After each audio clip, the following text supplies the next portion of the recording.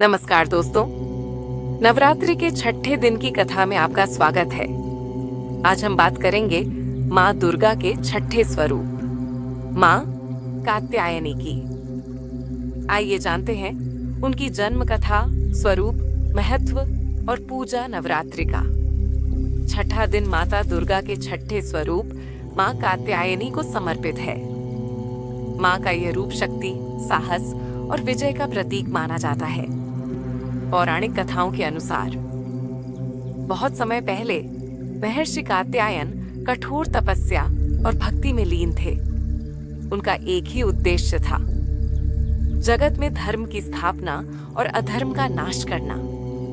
महर्षि ने वर्षों तक कठोर साधना की। उनके आश्रम की शांत भूमि में सिर्फ मंत्रों की आवाज गूंजती थी। एक दिन महर्षि ने अपने हृदय से देवी आदिशक्ति से प्रार्थना की, हे जगत जननी, कृपया मेरे घर पुत्री के रूप में जन्म लें और इस संसार में धर्म की रक्षा करें। देवी उनकी भक्ति और तपस्या से अत्यंत प्रसन्न हुई। उन्होंने महर्षि कात्यायन को वचन दिया, हे ऋषि, मैं आपके घर जन्म लेकर अधर्म का नाश करूंगी और धर्म की स्थापना करूंगी। इस प्रकार जन्मी कात्यायनी माता, महर्षि कात्यायन की पुत्री। उनका रूप तेजस्वी और दिव्य था और पूरे आश्रम में उनका जन्म सुनकर सभी ऋषि मुनियों ने प्रसन्नता व्यक्त की। काल के इसी चक्र में महिषासुर ने भी कठोर तपस्या की। महिषासुर एक असुर, वह आधा भैंसा अर्थात महिष और आधा मानव था। इसीलिए उसका नाम पड़ा महिषासुर। उसने कठोर तपस्या करके ब्रह्मा जी से वरदान मांगा कि उसे कोई देवता या असुर न मार सके। ब्रह्मा जी ने उसे यह वरदान दिया, लेकिन शर्त यह थी कि कोई स्त्री उसे मार सकती है।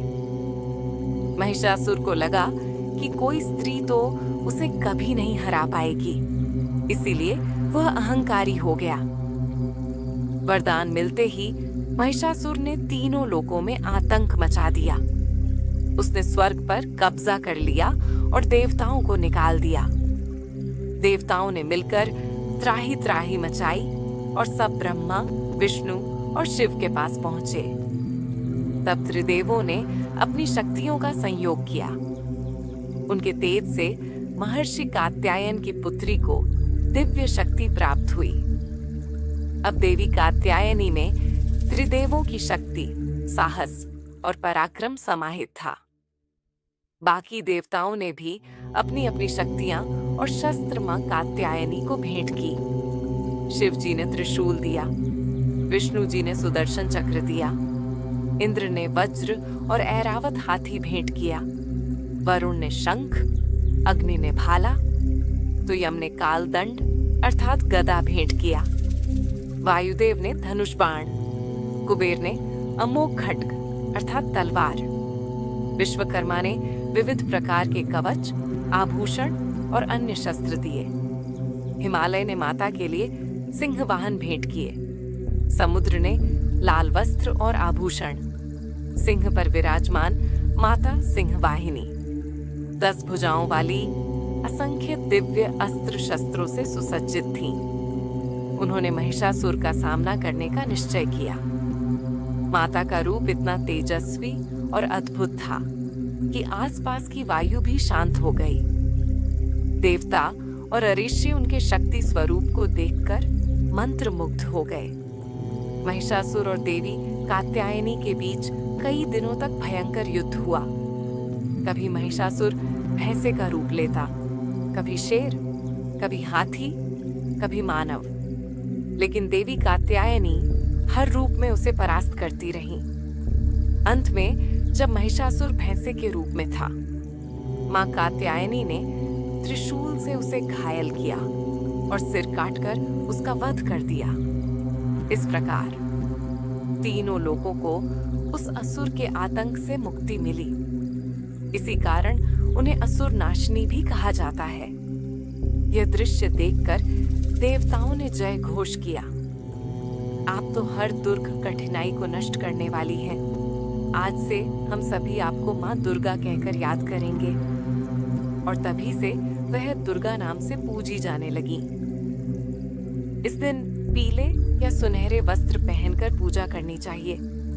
माता को लाल फूल, दीप, धूप और नैवेद्य अर्पित करें। मंत्र का जाप करें। ओम देवी कात्यायन्यै नमः। जो कन्याएं विवाह में बाधाओं का सामना कर रही हों, उनके लिए यह दिन विशेष रूप से शुभ होता है।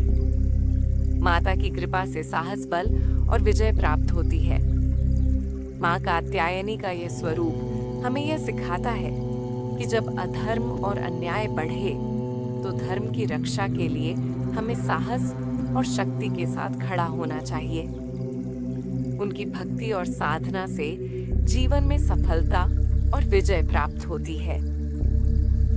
दोस्तों, ऐसी ही प्रेरणादायक और रोचक कथाओं के लिए चैनल को सब्सक्राइब करें, क्योंकि आपके सब्सक्राइब से हमें और भी प्रेरणादायक और रोचक कथा की प्रेरणा मिलती है।